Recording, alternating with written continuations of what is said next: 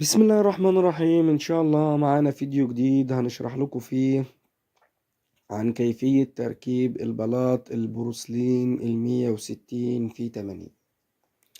مبدئيا كده صلى على الحبيب قلبك يطيب، شرفنا بالصلاة على النبي في تعليق مبسط.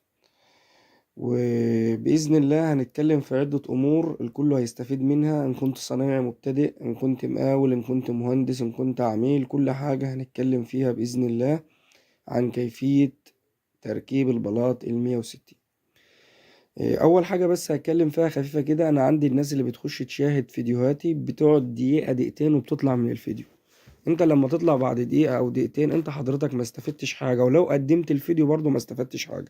احنا قناه متخصصه عن شروحات تركيب البلاط البروسلين والبلاط السيراميك العادي. اي حاجه تخص عالم السيراميك او عالم البروسلين احنا منزلين فيديوهات عنها ومنزلين افاده عنها، فانت ان شاء الله كده كده هتستفاد. بس كمل معانا لغايه الاخر. اول حاجه للصناعيه يا اخواتي المبتدئين لازم يكون معاك وانت رايح تركب البلاطه ال 160 ميزان ليزر. ما ينفعش تركب بلاطه 160 وانت معكش ميزان ليزر. طب الميزان الليزر هيساعدك في ايه؟ اول حاجه هيكشف لك ان كانت الحيطه معوجه او عدله، زي ما انا عملت كده في الشرح قدامك اهون. شيشت على الاربع جدران، شفت الحيطه ان هي اللي مقلوبه ان هي اللي عدله، لان الحيطان كده كده الممحر ما بيبقاش ظابطها لك يعني بالملي. ورغم ان البروسلين ما بيحبش المادة كتير، يعني البروسلين بيحب ورا منه سنتي مادة بس، اكتر من سنتي ما بيحبش. بس احيانا الممحر بيبقى ساحب الحيطة او معمولة زيادة في الحيطة، فبتجبرنا ان احنا نحط مادة زيادة.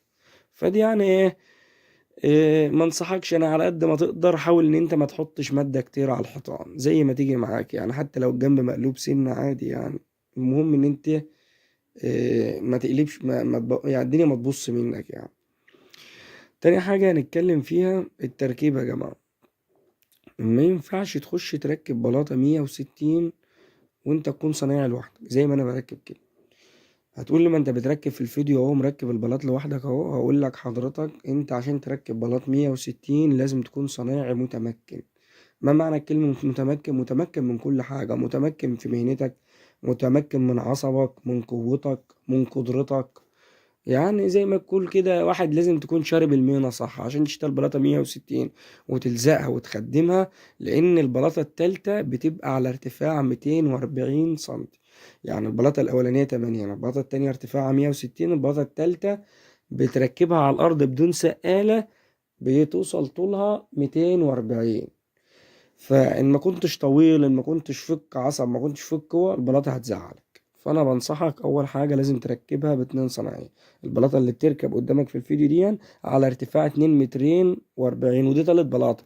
مش هقول لك دي تلاتة بس كده. يعني هو الجنب كله عبارة عن تلات بلاطات وغلاقة فوق 40 سنتي.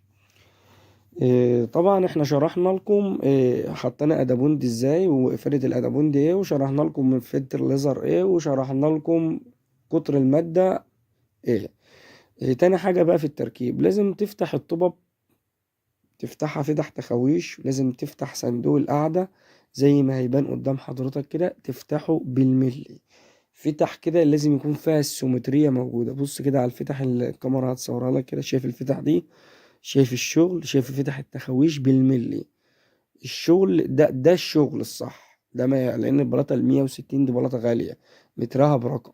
فما ينفعش ان انت تيجي يكون صاحبها جايب ماده وجايب بلاطه 160 هند مستورده وانت تيجي تمشي ايدك فيها، مش هيقبل. وانت ذات نفسك مش هينفع تعمل فيها كده.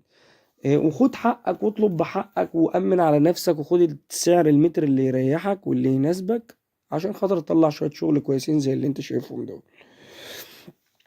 تاني حاجه هنتكلم فيها او اخر حاجة هنتكلم فيها يعني ان شاء الله، البلاطة دي يا جماعة في التركيب عايزة عقل، عايزة واحد عنده عقل. قبل العصب وقبل القوة عايزة عقل.